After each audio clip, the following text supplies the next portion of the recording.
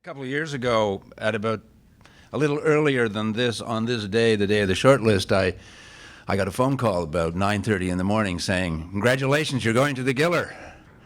And I said, "Well, how do you know that? They're not. Then the announcement isn't for another hour or so." "Oh, there's been a leak."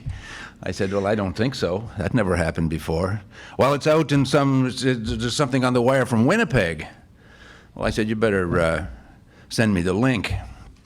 So the link came, and I read it through a little bit more carefully than my informant, only to find out it was some rehash about 4 days old of speculation about who might be on the short list. And I took it as a very bad omen, sign of bad things to come. Fortunately, it wasn't a bad omen. It was a good omen, which is probably one of the reasons why I've been asked to stand here today and to do the honor of shepherding a group of judges and distinguished people through the process of revealing the 2011 shortlist for the Scotiabank Giller Prize.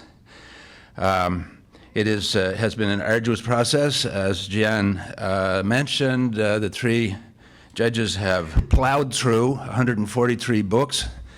I'm positive they read every single word of every single book, which that would probably, if you take the average length of a book to be 100,000 words or so, that's like 14 plus million words they all read this summer. So I think they deserve a certain round of applause for that.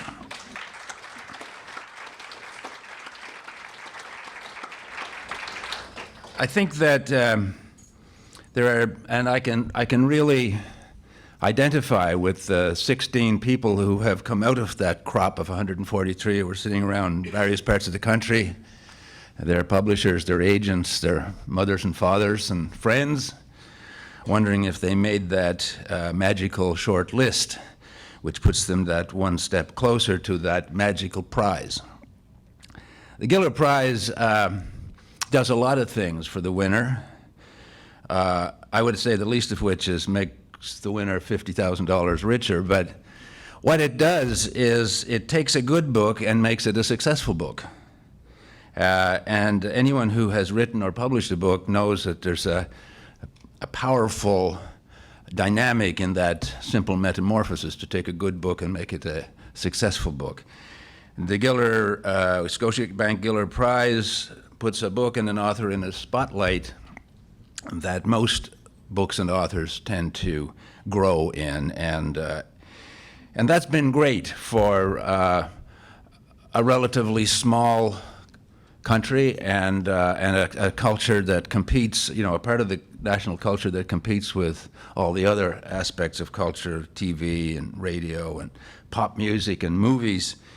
And one of the things I've learned traveling around in the 2 years since I won the prize is the depth and the breadth of Canada's book culture. It's huge.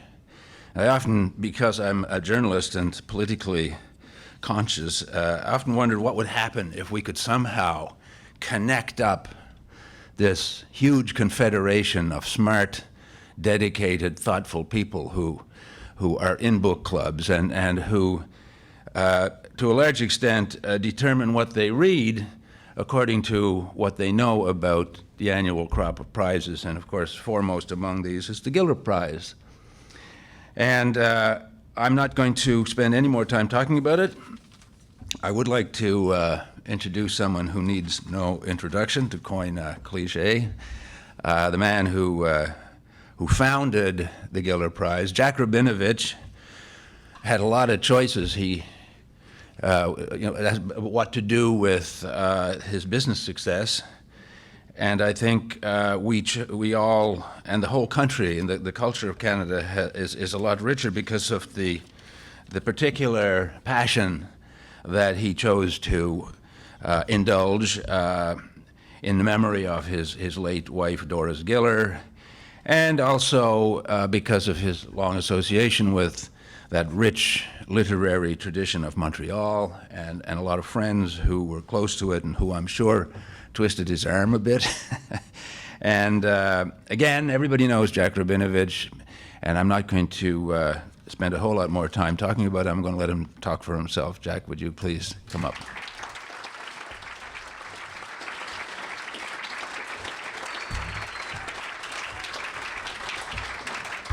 It's hard to see you all, but welcome anyway. Thank you very, very much, Lyndon, for that fine introduction. First of all, I'd like to thank the jury who are here today, Howard Norman, Andrew Hagen, and Annabel Lyon. As Lyndon pointed out, they read 143 books, which is quite amazing. I'd also like to thank our partners, Scotiabank. We have a representative here, Duncan Hannay, and the CBC, and we have the Executive Vice President, CBC, Kirsten Stewart here, who will be addressing you later. I think it's strange here. This is the 18th year of the Giller Prize, and when we started, as I pointed out to somebody, the first press conference we gave out a letter opener that looked like a dagger, and some journalist remarked that it's a strange gift to give out to a Canadian literary crowd. I'd also like to thank several other people who have been very, very involved in making this happen. Ilana Rabinovich, who was somewhere around here, who's done a tremendous job of coordinating everything. June Dickinson.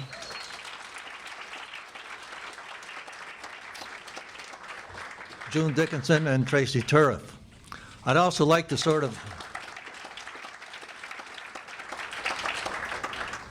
highlight one of the comments that the jury made during the long list, and I think it applies to the long list, and even more important, it applies to the shortlist that is going to be announced further.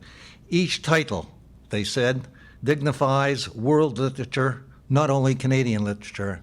And I think that sums up their feeling about the books that they read, and their feeling about how wonderful Canadian authors and Canadian literature has become, and it's a wonderful thing.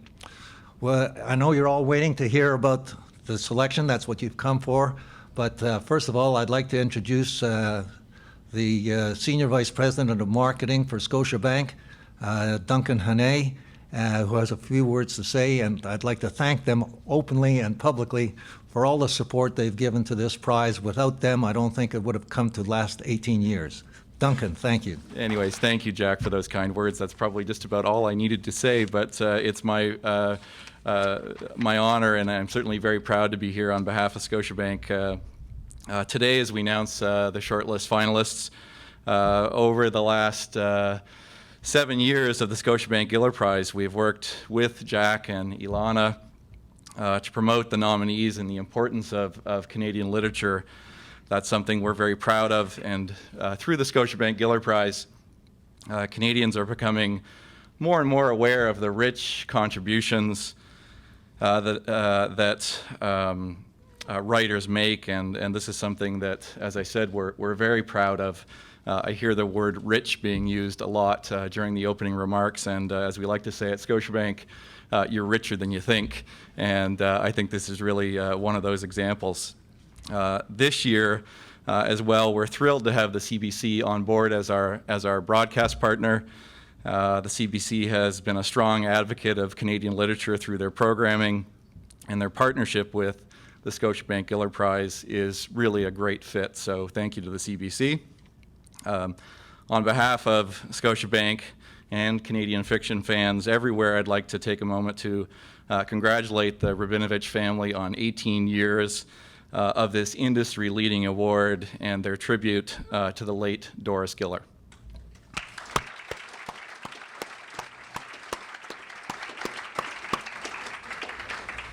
In addition, I'd like to thank the judges for their hard work. Unbelievable when you think about it, really, in selecting today's shortlist finalists. And I'd like to congratulate, of course, the writers who've been selected as finalists in the 2011 Scotiabank Giller Prize. It's now my privilege to introduce somebody who probably doesn't need any introduction, Kirsten Stewart, who is the Executive Vice President of the CBC. Before you come up, though, Kirsten, I would like to say it's been an absolute wonderful experience dealing with the CBC. They've already done a tremendous job on radio, highlighting everything, and that the word on the street, Jean Gomeshi, was fantastic in the way he introduced the long list and had a chorus or a group or panel highlighting what their feelings were. and there was a tremendous outbreak of applause for the Reader's Choice, who unfortunately may or may not have made the shortlist. But you should know that the CBC has been a tremendous asset to the Giller Prize already. And strange as it may seem, most people have different views of the CBC.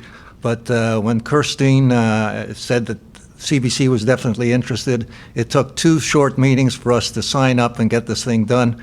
And I think she's been a wonderful champion of the prize. And so without further ado, Kirstine, would you come up? And we do actually kind of feel like this is a bit of a family reunion. It's so great for the CBC and the Scotiabank Giller Prize to be back together again.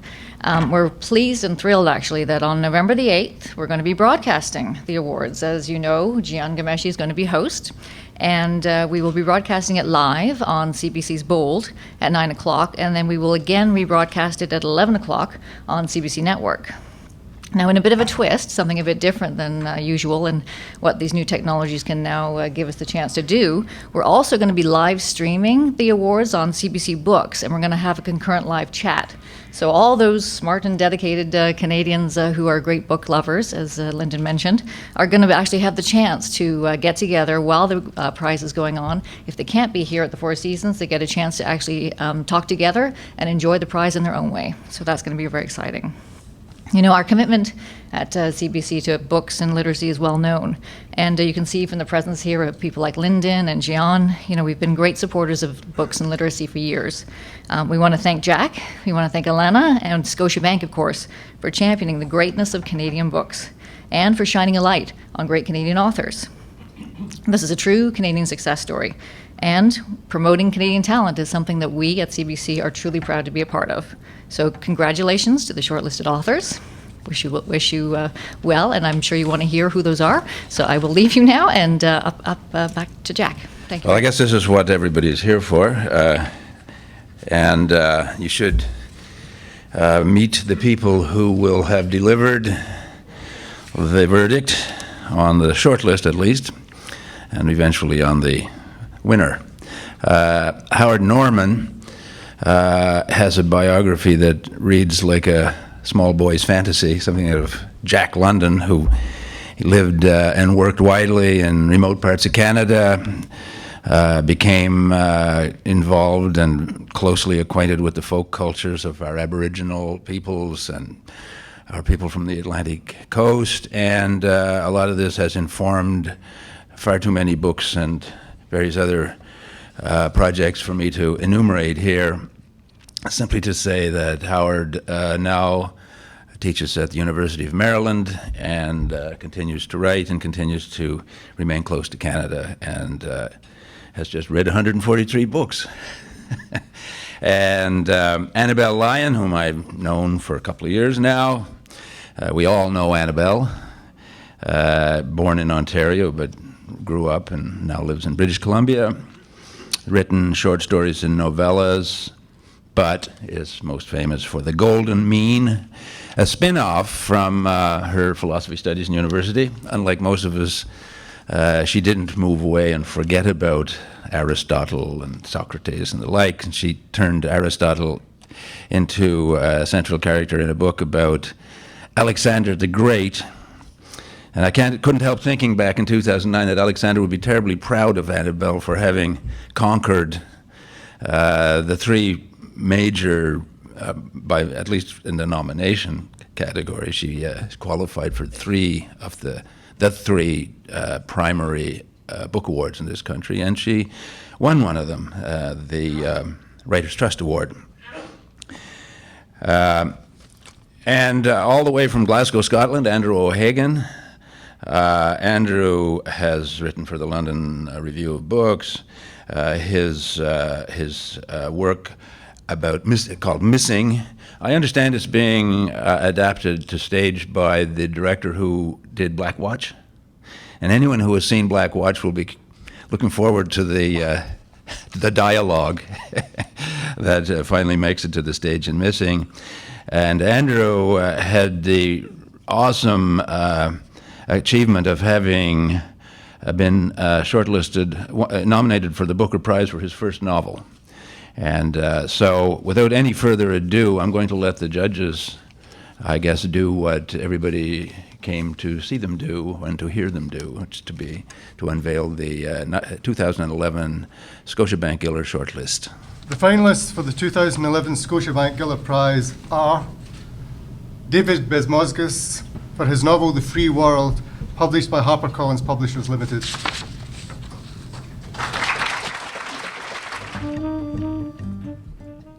This chronicle of the Krasnansky family, Soviet Jewish refugees, are stranded in Rome, has the strange immediacy of a family album where the photographs light up and start talking. The narrative is so often pulled backward in time, it evokes Shalom Aleicham's proverb that, quote, in Jewish thought, eternity resides in the past.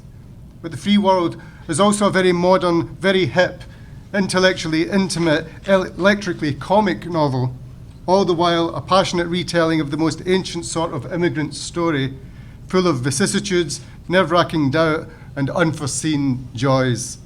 David Bezmozgas has done the near impossible, given us a story with pointillist detail as well as historically operatic dimensions, a truly magical writer. The second finalist, Lynn Cody, for her novel The Antagonist, published by House of Anansi Press.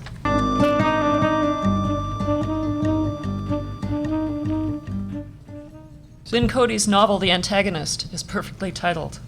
Its main character, Rank, is hassled, cajoled, and bullied by his hockey coach, classmates, and most relentlessly by his own outlandish lout of a father into becoming a nearly twisted psychopath.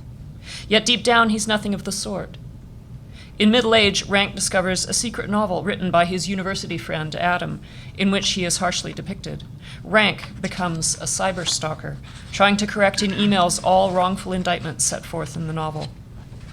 This zany epistolary life comprises one of the most eccentric and memorable autobiographies you're likely to read. In this antagonistic tour de force, Ms. Cody shows us betrayal up close and personal. This author is a virtuoso of sympathetic edginess. The third nominee is Patrick DeWitt for his novel The Sisters Brothers, published by the House of Anansi Press. If you fear that Canadian literary fiction is becoming mortally po-faced, Patrick DeWitt's The Sisters Brothers might be the perfect antidote. Combine equal parts slapstick, brutality, howling humor, and prose grace. Slug it back neat, brush your teeth for the first time ever with the bemused wonder of a hired assassin on a half-blind horse, and repeat. DeWitt has thrown the Western up in the air and brought it down new and strange and ferociously alive. The fourth title is Essia Dugin's Half-Blood Blues, published by Thomas Allen Publishers.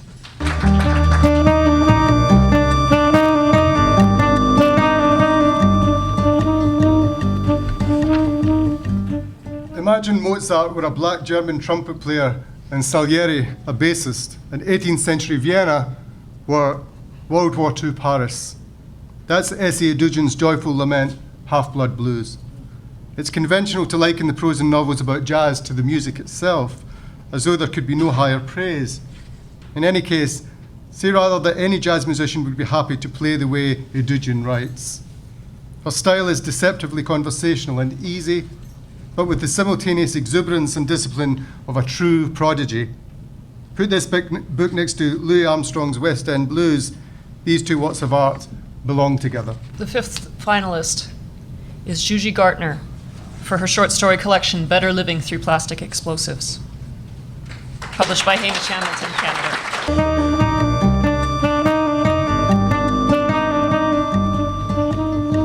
Readers who doubt the modern world is grotesque and hilarious, heart-stopping and wild, may discover they are delighted with Juji Gartner's wonderful collection of stories, Better Living Through Plastic Explosives.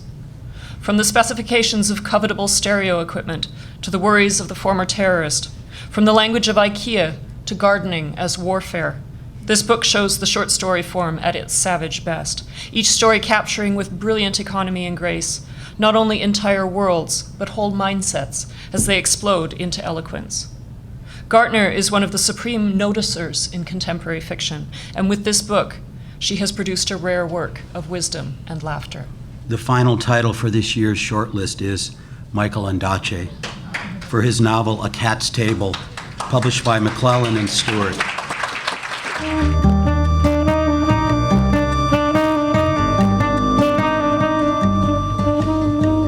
A beautiful mingling of memory and imagination takes place in Michael Ondaatje's novel The Cat's Table. It is the early 1950s, and a passenger ship, the Oronce, makes its way to England over the Indian Ocean and the Arabian Sea through the Suez Canal and the Mediterranean. On board is our 11-year-old narrator, Michael, who eats his meals at the unglamorous Cat's Table, where he joins a group of boys and adult eccentrics, all of whom have stories to tell and lives to live or live down. The journey will change them all in ways that only time will tell.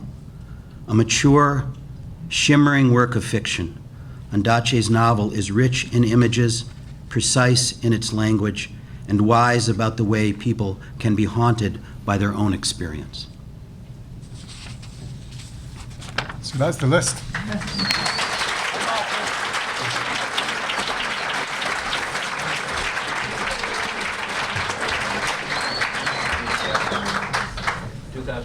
Scotiabank Giller Prize shortlist, presented to you by the distinguished panel of judges. That brings to a conclusion I could go on talking, but I don't think anybody cares much anymore.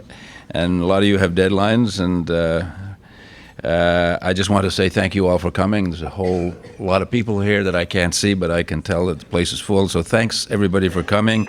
On behalf of Jack and Alana and the judges, we're very grateful for helping to make this a success that will become much more exciting over the next month before the big prize on November the 8th. Thanks again to the judges who will be available for clip and interviews, comments, controversial and otherwise, at the end of this affair. Thank you very much.